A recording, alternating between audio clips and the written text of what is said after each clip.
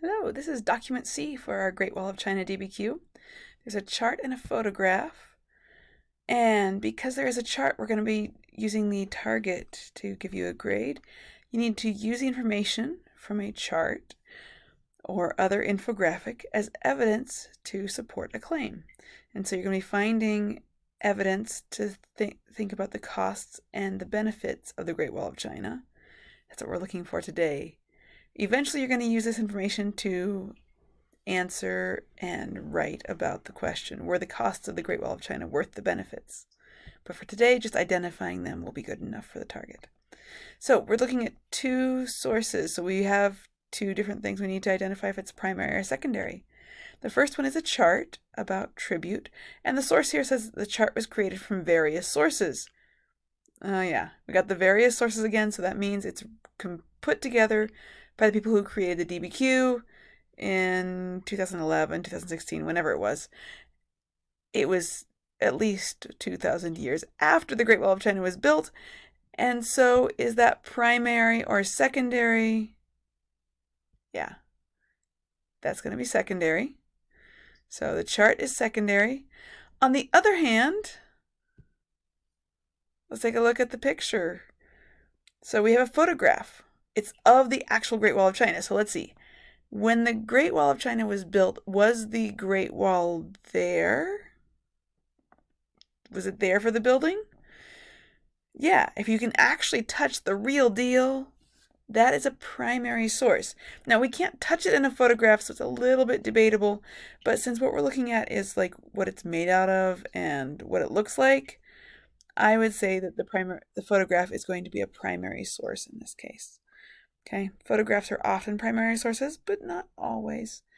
This one was taken by William Lindsay, I think is probably how you say his last name.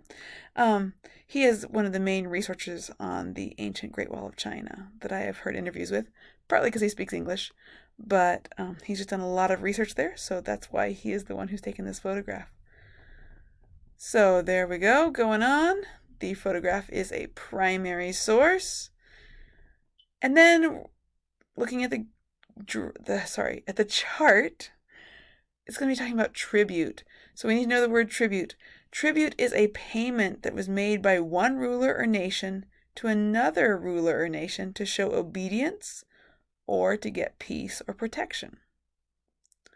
So it's a payment made by one nation to another. So we need to figure out, were the Chinese paying the tribute or were the Xiongnu paying the tribute? One of them was paying it, the other was getting it. So let's take a look at our source. Document C, the chart.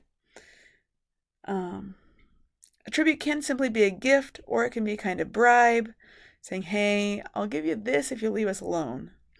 So tribute paid by the Han Chinese to the Xiongnu Mongols. So what does it say about how effective the Great Wall was? What's going on here? First, let's look at what the chart actually shows. So the years, 51 BCE, the Chinese gave the Xiongnu 1,500 catties of silk thread. A catty is a unit of weight equal to about 1.5 pounds. It's a whole lot of thread to be pounds of thread. Silk fabric in bales. So that's a big bundle. A bale of silk weighs 132 pounds. A bale is a lot of silk then. Silk is very lightweight fabric.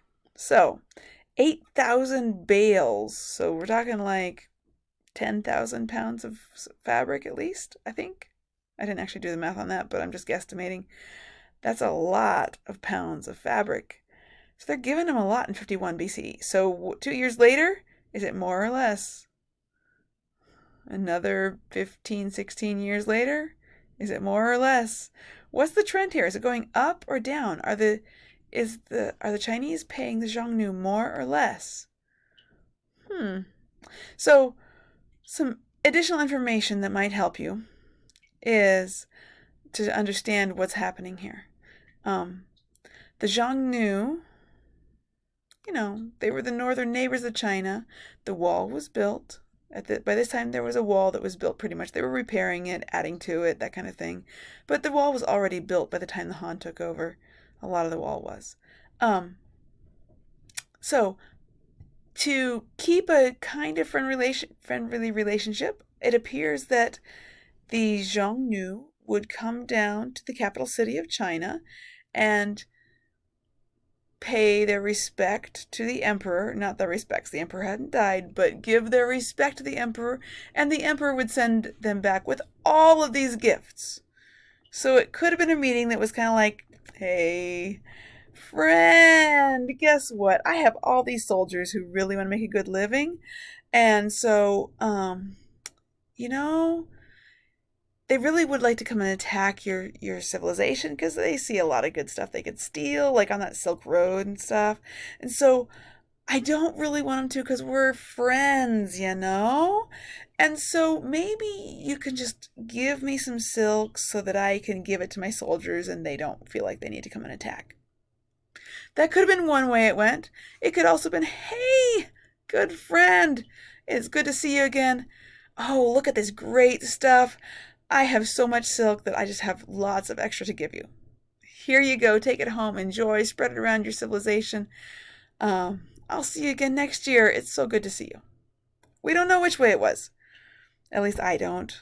This source doesn't tell us, and I have not done a ton of research on ancient China. Maybe some year I'll do more on that, but for right now, I don't know which way that was, and it may have changed over time. But we do know that this is the amount, that the amount was increasing over time. All right, and then the wall, if we look at the wall, taking a look at the picture, I'm actually going to flip over to my slide instead because I have a color picture here. It's a different picture, but it shows something similar, right? So if you remember in the video that we watched, they actually showed basically that same section of wall that is in this picture here. I think it may have been the exact same one. And you can see there's like reeds or grass. In the video they called it reeds, but it looks a lot like grass or something. It's a plant, right? And here you can kind of see that it's down here at the bottom instead of looking like at the top of each layer. But still, they alternate some kind of plant, the reeds or grass, with dirt and rocks and stuff. And it's all pounded together. So, what is it made out of? We can tell it's a mixture of those things, at least in this section, right? And can we tell what shape it's in now? If we were there, we'd be able to measure it. We can't measure the photograph to see exactly how wide it is, but remember our background essay said it's like 25 feet wide or so. So it's pretty big, pretty wide. Pretty tall to start with. I'm not sure how tall it is now. I don't have a person or anything, no scale to compare it with on the picture. All right, so finish up those questions wherever they are. Here are the questions. So, looking at the picture, how do you think, would it be easy for a person to get over here? Just one person. Could a person climb over? What about if you had a herd of animals? Remember the Xiongnu were taking care of their livestock. They were looking for grass and water for their livestock. Could you get your livestock over this wall? Would that be easy? So is there maybe something that could be said about what kinds of things were kept out of China by this wall? Maybe a little bit different than what we were thinking before. Maybe the same. I don't know. Go ahead and finish up all those questions, though. And then we are ready to go on.